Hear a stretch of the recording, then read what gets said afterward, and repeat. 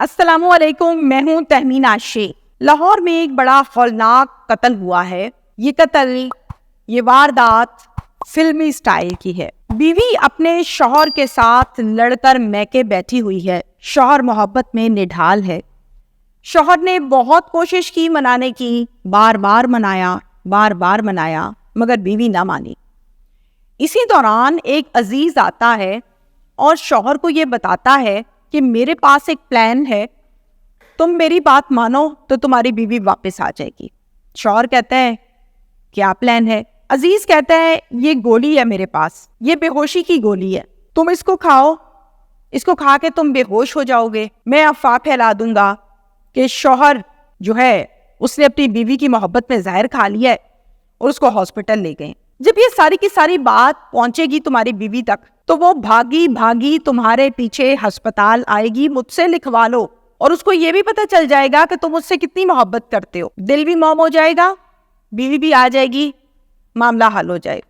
شوہر کہتا ہے اوکے، آئی ایم ایگری، میں کروں گا۔ گولی فوراً وہ کھا لیتا ہے اور پھر ہسپتال پہنچ جاتا ہے پلان کے مطابق۔ وہاں جا کر واقعی موت ہو جاتی ہے اس کی، ڈرامہ ختم ہو جاتا ہے، فلمی سین ختم ہو جاتا ہے اور ڈیتھ ہو جاتی ہے۔ اصل میں وہ گولی بے ہوشی کی نہیں تھی، زہر والی گولی تھی۔ وہ یہ زہر والی گولی دینے والا عزیز کون تھا؟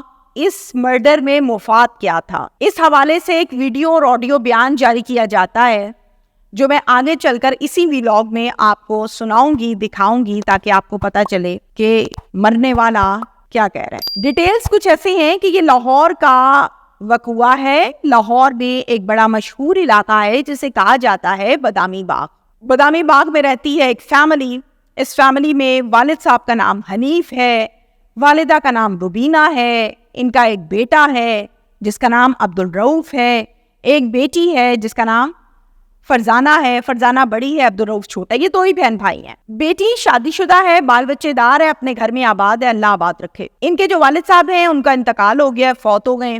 والدہ نے شوہر کے انتقال کے بعد نوکری کرنی شروع کر دی اور نرسنگ ڈپارٹمنٹ میں جاب شروع کی، کیونکہ وہ خود نرس ہی تھیں۔ گھر کا گزر بسر ہو رہا ہے۔ عبدالرؤف جو ان کا بیٹا ہے وہ کاج، اوور لاک، پیکو کا کام کرتا ہے۔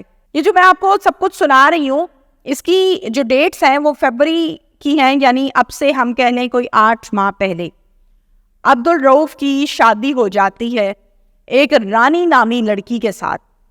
اب یہ شادی کیسے ہوتی ہے؟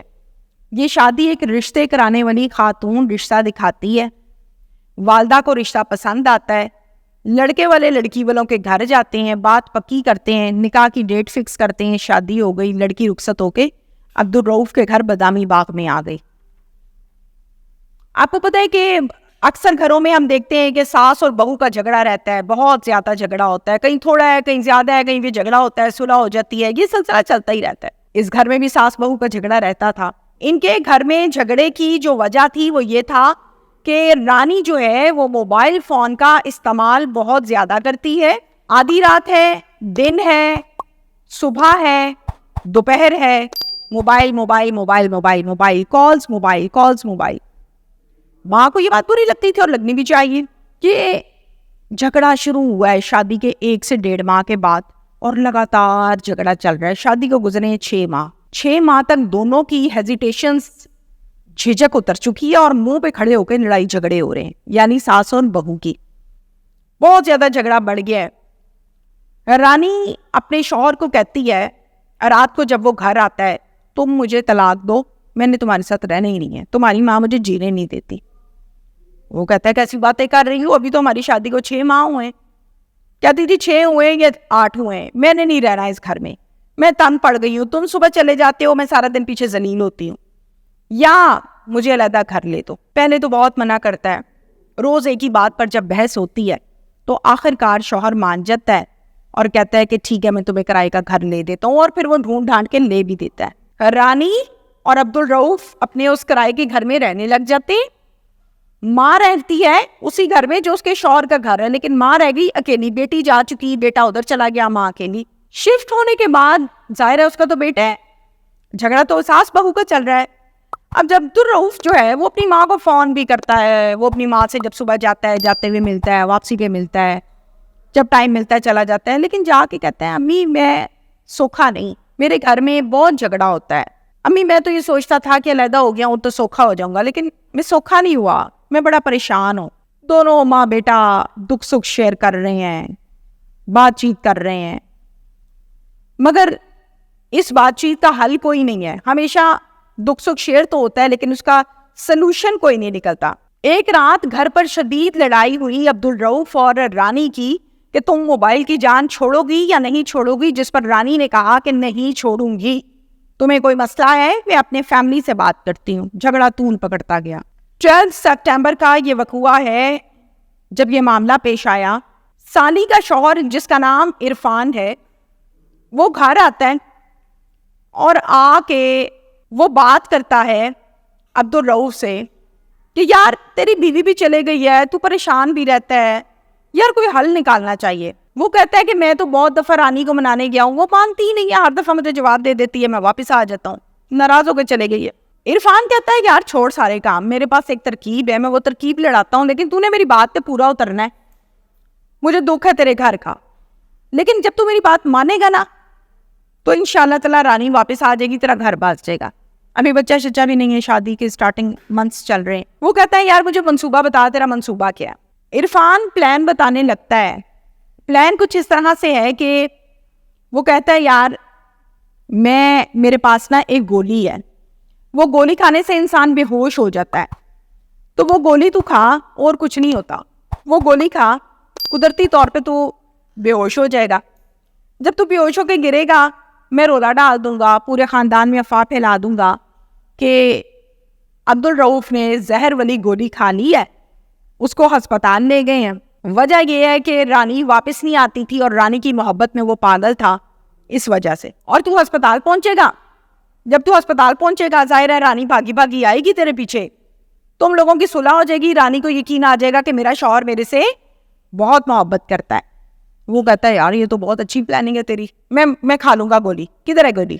عرفان نے نکالی جیب سے وہ گولی اور نکال کر عبدالرؤف کو دی، پاس سے پانی پکڑا، اس کو کہا کھا لے۔ عبدالرؤف گولی کھا لیتا ہے اور کچھ دیر کے بعد واقعی بے ہوش سا ہونے لگتا ہے۔ اب عبدالرؤف کو یقین ہے کہ یہ گولی بے ہوشی کی ہے، مجھے کچھ نہیں ہوتا، بڑا مطمئن ہو کے گولی کھاتا ہے۔ ہسپتال جیسے ہی پہنچتے ہیں تو آخری سانسیں لگ بھگ چل رہی ہیں عبدالرؤف کی۔ آخری سانسوں کے دوران ہی ہاسپٹل والوں کو یہ فیل ہوتا ہے کہ یہ تو پولیس کیس ہے، پولیس کو بلا لیتے ہیں۔ پولیس والا آیا ہے، آ کے عبدالرؤف کے پاس کھڑا ہے، اس کو پوچھ رہا ہے بھائی کیا ہو گیا؟ یہ میں اس آڈیو کی بات کر رہی ہوں جو میں نے آپ کو آغاز میں بتایا کہ میرے پاس آڈیو ہے، میں آپ کو سناؤں گی۔ اب ذرا آپ یہ آڈیو سنیے۔ عرفان آیا تھا، کہا تھا گولی کھانے تو ڈاکٹر پر جائے گا، رانی کو پتہ چلے گا واپس آ جائے گی۔ اچھا یہ بات ہوئی تھی؟ ہاں۔ آڈیو آپ نے سن لی، پوسٹ مارٹم کی رپورٹ آ جاتی ہے اور رپورٹ میں یہ لکھا ہوتا ہے کلیئرلی کہ عبدالرؤف کی ڈیتھ زہر کھانے کی وجہ سے ہوئی ہے۔ پھر آپ نے اسٹیٹمنٹ بھی سن لی جو آڈیو میں نے آپ کو سنائی۔ اب پولیس جو ہے وہ پوچھ گچھ شروع کرتی ہے، پاس تو اس کی صرف ماں ہے، رانی اپنے گھر بیٹھی ہوئی ہے یا عرفان کھڑا ہوا ہے۔ اب ماں سے پولیس پوچھتی ہے ماں جی آپ کو کیا لگتا ہے معاملہ کیا ہے؟ بڑی آسانی سے کسی نے اس کو کھلایا اور مار دیا، اسپتال بھی نہیں، اس کے پاس کون کون تھا آخری ٹائم پہ، کون اس کے گھر جاتا تھا، کس سے گپ شپ تھی؟ ماں بتاتی ہے کہ رانی اس کی بیوی ناراض ہو کے چلے گئی تھی، وہ پریشان رہتا تھا کہ میری بیوی واپس نہیں آتی ہے۔ عرفان جو ہے نا یہ اکثر دلاسے بھی دیتا تھا اور یہ ترکیبیں بھی بتاتا تھا، تو یہ والی جو ترکیب ہے یہ مان لی ہے۔ پولیس نے پوچھا آپ کو کیا لگتا ہے کہ عبدالرؤف کی قتل سے مفاد کس کا ہے، یعنی عبدالرؤف مرے گا تو فائدہ کس کو ہوگا؟ پولیس سے پوچھتی ہے ماں کو۔ والدہ نے پولیس کو یہ بتایا ہے کہ ہمیں اس بات کا پتہ تھا کہ یہ موبائل فون پر کسی کے ساتھ گپ شپ لگاتی ہے، اس کا کہیں پر چکر چل رہا ہے، مگر یہ نہیں پتا تھا کہ اس کا چکر کس کے ساتھ چل رہا ہے، یہ کس سے گپ شپ لگاتی ہے۔ یہ ضرور پتا تھا کہ چکر ضرور چل رہا ہے۔ اور جب یہ آڈیو پولیس لیتی ہے، پولیس سٹیٹمنٹ لیتی ہے، تو پھر ماں کو بھی پتا چل جاتا ہے، پولیس کو بھی پتا چل جاتا ہے کہ رانی لگی ہوئی تھی عرفان کے ساتھ اور عرفان کے ساتھ اس کا چکر ہے، اور عرفان نے ہی جان بوجھ کر یہ زہر والی گولی دی ہے تاکہ اس کو رستے سے ہٹایا جائے۔